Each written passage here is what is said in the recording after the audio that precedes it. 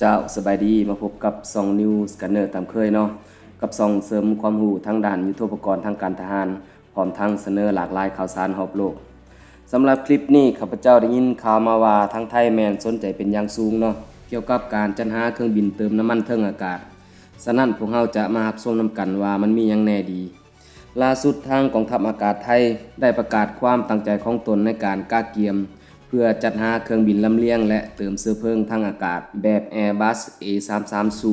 MRTT หรือว่า Multi Role Tanker Transport เนาะประกาศระหว่างงานแสดงการบินนานาชาติเนื่องในโอกาสครบรอบ 88 ปีของกองทัพอากาศไทยระหว่างวันที่ 7 วันที่ 8 มีนา ซึ่งก่อนจะมีการจัดซื้อทางไทยก็มีการเบิ่งและก็สัมผัสเบิ่งเครื่องของผู้ที่เคยใส่มาก่อนอย่างละเอียดเนาะจากสิงคโปร์ที่ได้นำใส่รุ่นนี้มาก่อนแล้ว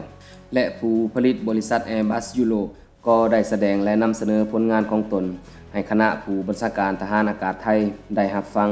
ที่ท่าอากาศยานที่2กองบิน 6 โดยนำเสนอแบบจำลองที่ย่อขนาดของ Airbus A330 MRTT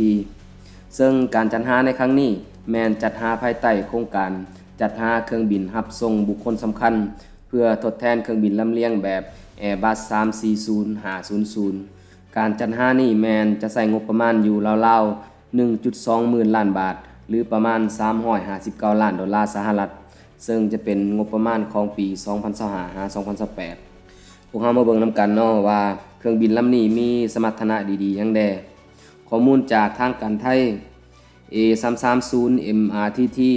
มีการขายไปแล้ว82เครื่องให้กับ15ประเทศทั่วโลกโดยมีการส่งมอบไปแล้ว63เครื่อง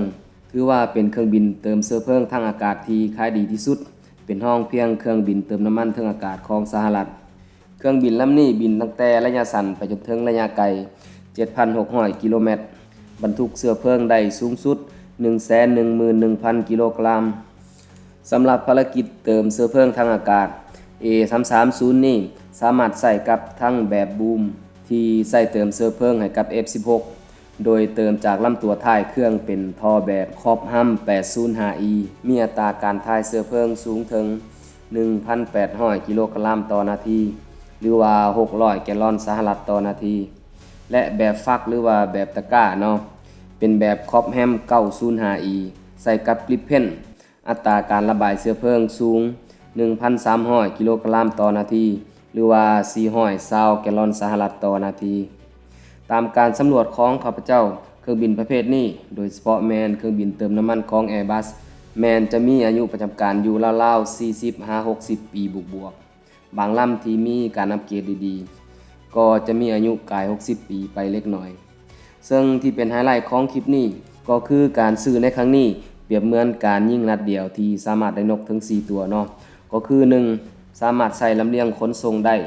2. ก็คือมีพื้นที่สำหรับการติดตั้งห้องแพทย์ 3. แมนเติมน้ำมันให้ฟูง F16 ได้และ 4. ก็แมนสามารถเติมน้ำมันให้ฟูงยัด39กริปเพนได้แต่ว่าประเด็นหลักๆก็คือมี2อย่างเนาะก็คือภารกิจการลำเลียงและภารกิจการเติมน้ำมันเทิงอากาศนี่ก็เป็นเรื่องเล่าสั้นๆหนึ่งเนาะเกี่ยวกับการเสริมขีดความสามารถของทางไทยอย่าลืมกดติดตามช่องของพวกเราเพื่อรับข้อมูลด้านยุทโธปกรณ์ทางการทหารทั้งฝั่งรัสเซียและก็ยูเครนและก็ข่าวอื่นๆเนาะขอขอบใจ